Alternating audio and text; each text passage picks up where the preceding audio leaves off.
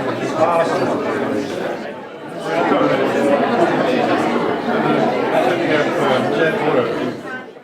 evening, everybody. I'm really honored and privileged to be here tonight, as I'm always when we organize this kind of activities with the Albanian British communities here in London and around. This is something really noble thing that Shpresa program and Ludi with the friends is doing here in this city for the kids of Albanians or Albanian British now to learn the Albanian language and put the language in the list of the other languages that were mentioned here. Well, I think many people in the world, they think that the best job that someone can do is to be an ambassador, and I have the privilege. But there is nothing worse than when you are an ambassador and Luli knows with her friends comes to your office and says that, "Ambassador, can you give me 100,000 euros or pounds, because we need to, follow a campaign for the language." And the ardent desire, personal desire of the ambassador is that if he really has this kind of money in his pocket, will give to her right away.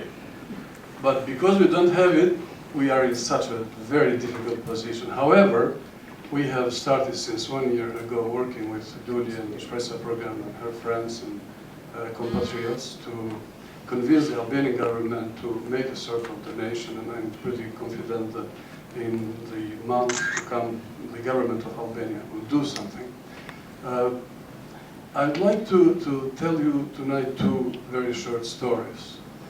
When I had that honor and privilege to present my credentials to Her Majesty, to the Queen, she was so very well briefed about Albania, and Albania is not only in Albania that I represent, but also about Albanians in Kosovo and in the region.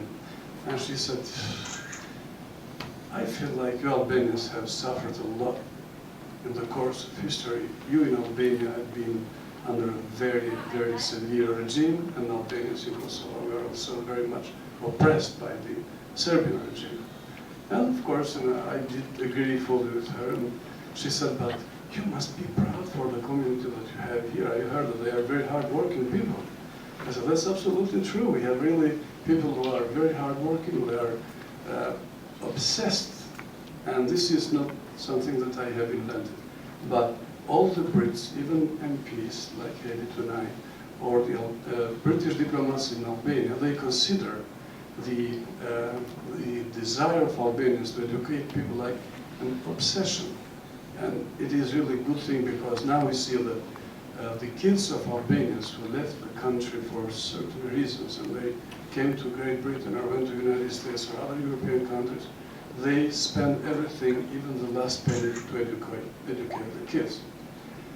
A few days ago, I presented the credentials to the President of Ireland, and I had the privilege to meet someone who is not only president, the head of the state, but he's also an intellectual. He's a writer, he's a poet, he's a very, very well-educated person. Of course, when you go somewhere in a place like that, you have to be very, very well prepared. And I was reading his bio for several days, trying to pick something which is very personal to him. And I realized that some years ago, an Albanian newspaper in Tirana had published his poems in Albanian. And I filed all these kind of poems that were in a very little booklet, and I decided to present as a gift to him during the audience. Actually, it goes against the rules in general, because you cannot go with a big file of the credentials and some gifts, like, Albanians do actually. So I said to the nice lady who was leading me in protocol that I have to give a gift to the president. She said, "No, this is not something that happens in this country. No, the diplomats cannot come with bags giving something to the president." I said, "Look, let's only file a book in envelope, and I would like to just help me." She took the envelope, and I presented it as we had a private audience. And while we were talking about the Albanian-Irish relations, I heard from the president saying that Ambassador, do you know how close we have been sometimes, long time ago? And you know that we have things in common? I said, no, actually. He said that we are both nations mentioned in the ancient scripts. So that is something that makes both of us proud, because I've been mentioned before the Jesus time, if I would say. And I said, okay, but you know, I have a small gift for you. What is that? When I mentioned that his poems were published in the Albanian language, he was really flattering. So thank you very much. I have poems translated in other languages, but this one is going to stay somewhere where it is always visible. I'm sure that I cannot understand what is in it, but still, it's something. So, to make this story short, what we are doing here how they say, to transmit generation after generation, the culture, language, which actually is one symbol of our identity. We are unified based on the language. We are not unified based on the religion. We know Albanians are Christian, Orthodox, Catholics, Muslims, Bektashians. But we are all unified because of this very, very good thing, which is language, and which was spoken in the Balkans at least since 5,000 years. We know that it survived for 500 years when Albanians were not allowed to write and read their language, but they passed it on from one generation to the other one. And it happened that a large number of Albanians fled Albania in the 15th century and went to the other side of the Adriatic Sea. And I had the privilege this year to go and see villages in Molise Regione, in Italy, where we placed a monument of our national hero, Skanderbeg, where all the inhabitants of 5 or 6 villages were speaking daily the Albanian language in foreign land.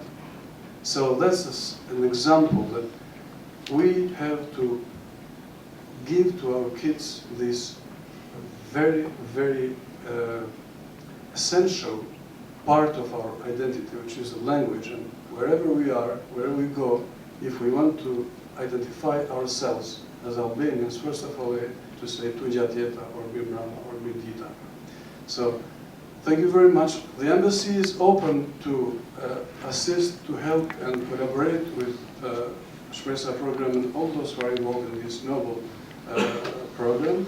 The embassy is open for other activities. I invite you to come in certain cases. This is a very prestigious place. It's in the heart of London. But don't hesitate to get the whole of the embassy for free. It is yours.